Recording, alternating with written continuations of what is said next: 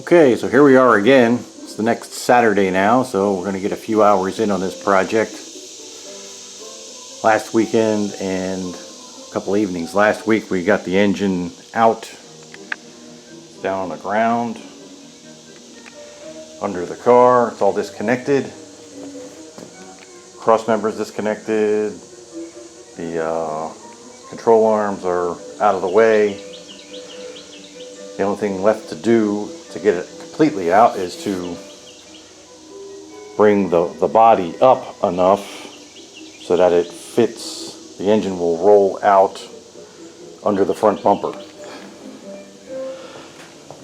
So to facilitate that, one of the things we can do is we can cheat a little bit.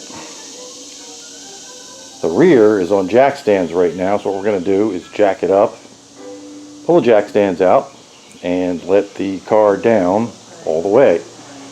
That will raise the front up, hopefully enough so that the engine can come out.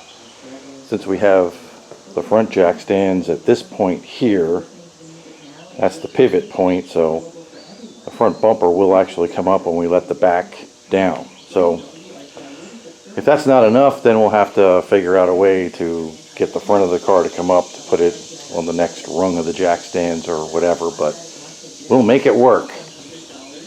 Right now the jack is coming out this side rather than in the back because it's under the transaxle right now, and if we had the jack coming in the back, it would actually pretty much be in the way because the back bumper is going to be down pretty far when we lower this down, doing it this way. So